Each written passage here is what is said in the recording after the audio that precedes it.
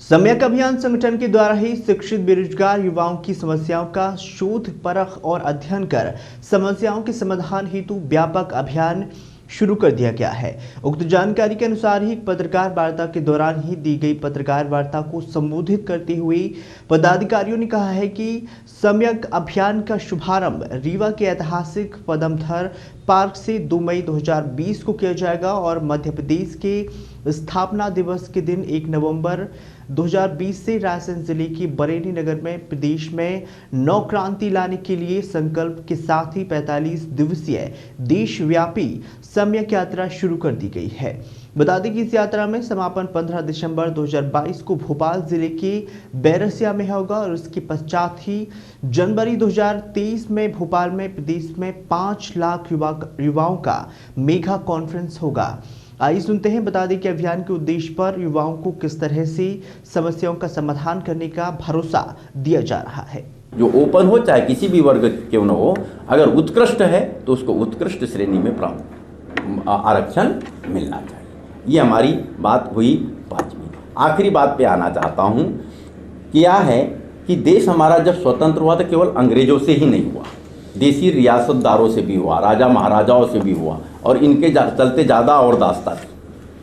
560 रियासतें पूरे देश में थी। जब विलीनीकरण का काम शुरू हुआ तब एक बात बनी कि रियासत का कितना बड़ा दायरा था, क्या था, तो उनके परिवार को चलाने के लिए, उन राजा महाराजाओं के परिवार को चलाने के लिए उनकी टोटल संपत्ति का कितनी संपत्ति उनको दी जाए आजीविका के लिए, उनके ये तय किया गया, उतनी संपत्ति उनको देंगे। उसके अलावा एक बात ये तय हुई कि जितना राजस्व इनको मिलता था उसके एवज में प्रिवी पर्स दिया जाए। प्रिवी पर्स मतलब पेंशन होती थी, प्रिवी पर्स के बारे में तय किया गया। तीसरी चीज़, इन राजा महाराजाओं ने प्रिवी पर्स का जो दबाव तो डाला ही, उसके साथ साथ बोले कि विशेष अधिकार मिलना चाहिए, जैसे इनको न्यायालय न जाना पड़े, न्यायालय हमारे दरबार पे चाहे कोई भी केस हो हम नहीं जाएंगे, इतने तोपों की सलामी चाहिए, राजा ये आदि आदि बहुत सारी चीज़ें कर दी गई। बैंकों पर भी 68% तक अंश इनका बैंकों में रहता था, अधिकतर बैंकों में। ये बड़ी विचित्र स्थिति। जितने खदानें चल रही थी मुख्य खनिजों की, उन पर भी सरकार, देश स्वतंत्र होने के बाद भी इनके अधिकार थे और रियासतकालीन व्यवस्था में जितनी कंपनियां स्थापित की गई थी उन पर भी इनके कब्जे थे। श्रीमती इंदिरा गांधी के टाइम में क्या हुआ, प्रिवी पर्स बंद किए गए, बैंकों का राष्ट्रीयकरण किया गया, खदानों का राष्ट्रीयकरण किया गया और घाटे में चल रहे उद्योगों का भी राष्ट्रीयकरण कर दिया गया। उस समय सरकारी नौकरियों के अच्छे अवसर आए। आपको बताना चाहता हूँ, प्रिवी पर्स की ये स्थिति थी 8,898 औंस अर्थात 25,500 तोला सोने की कीमत की बराबर की राशि प्रति वर्ष कुछ राजा महाराजा जाती थी प्रिवी पर्स के रूप में। हमारे प्रदेश की भी 2 रियासतें इसमें थी और पूरे देश के बजट का 28.13% राशि ये प्रिवी पर्स में ही चले जाती थी। बड़ी विचित्र स्थिति थी। तो चलिए, जो बड़े अच्छे निर्णय हुए प्रिवी पर्स वगैरह बंद होने के, एक निर्णय और उस समय लेना था। इंदिरा गांधी की खूब बात उस समय के दशक के जितने पुराने लोग होंगे बताएंगे, उनका कहना था कि अब ये राजा महाराजाओं की संपत्ति का पुनर्मूल्यांकन किया जाए। क्या हुआ था कि जैसे इनको इतनी प्रॉपर्टी ही रख सकते हैं, इससे ऊपर नहीं रख सकते, ये तय हुआ। तो चूँकि पूरे अधिकारी उस समय इन्हीं के नियंत्रण वाले थे, तो इनने क्या किया कि जितनी प्रॉपर्टी इनको रखना था उतनी तो रख लिए, बाकी अन्य प्रॉपर्टी पर भी इनने अपने नौकर चाकर और जान पहचान के लोगों, कुत्ते बिल्लियों के भी नाम रखे होंगे तो उस पर भी डाल दिया। इसके अलावा बाकी और कुछ प्रॉपर्टी ऐसी थी जो कोई संस्थान के रूप में चल रही थी, कुछ चल रही थी, तो उनके सबके इन्होंने प्राइवेट ट्रस्ट और पब्लिक ट्रस्ट बना लिए। मतलब सारी की सारी संपत्ति को बचा लिया जो सरकारी होना चाहिए था।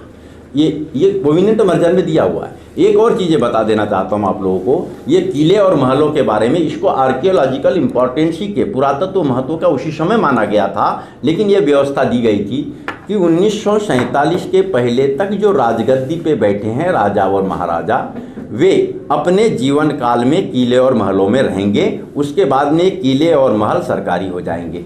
ये स्पष्ट प्रावधान है कोविनेंट मर्जर में। लेकिन बाद में क्या हुआ, ये सारे राजा महाराजा चुनाव लड़ने लगे, विधानसभा लोकसभा के, यही मंत्री बनने लगे, मुख्यमंत्री बनने लगे, केंद्रीय मंत्री बनने लगे और इन्होंने सारी जो प्रॉपर्टी पहले बचा के रखा था उसको 1 नंबर में करने का पूरा प्रयास कर लिया और ये महलों और किलों को खाली करने की तो बात अलग, इनको अपने स्वामित्व का बना लिया। ये बड़ी विचित्र स्थिति है। तो हम चाहते हैं कि 1 जनवरी 2024 के बाद में राज्य को अधिकार है, राज्य पुनर्मूल्यांकन कर सकता है। तो राज्य पुनर्मूल्यांकन करे इनकी संपत्तियों का, और यदि कोविनेंट मर्जर के विपरीत इन्होंने संपत्ति रखा है तो उसको सारी को सरकारी कर दे। ट्रस्ट तो कभी बंद किए जा सकते, ये सरकारी कर दे, और किले और महलों को आर्कियोलॉजिकल इंपॉर्टेंसी की मानते हुए पुरातत्व विभाग को दे दे, पर्यटन डिपार्टमेंट को दे दे, तो इससे आय बढ़ेगी। ये हमारी बात है। इससे क्या होगा, जो अभी आपका कहना था कि छोटे छोटे कस्बे में उद्योग लगना चाहिए, जब ये राजा महाराजाओं की संपत्ति आएगी तो इसको बेच करके, इसको सेल करके एक बड़ी राशि आ सकती है, क्योंकि अभी तो मध्य प्रदेश बहुत कर्ज में है। 2.71 लाख करोड़ का वार्षिक का बजट है और 2.5 लाख करोड़ का कर्ज है, और ये पूर्व महाराजा की प्रॉपर्टी 3 लाख करोड़ की हमारे मध्य प्रदेश में।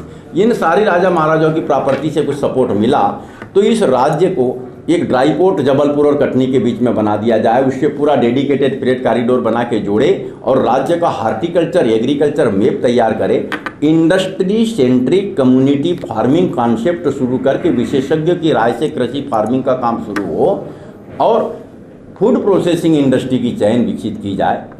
उस फूड प्रोसेसिंग इंडस्ट्री में जो प्रोसेस्ड अनाज होगा उसको ड्राई पोर्ट के माध्यम से ग्लोबल मार्केट में भेजेंगे, तो जहाँ किसानों की आय 2 से 10 गुना बढ़ेगी, वही किसानों के बच्चे फूड प्रोसेसिंग इंडस्ट्री में नौकरी करने लगेंगे, वहाँ नौकरी की संभावनाएं बहुत ज़्यादा होगी, आयात निर्यात के भी कारोबार में जुड़ जाएंगे।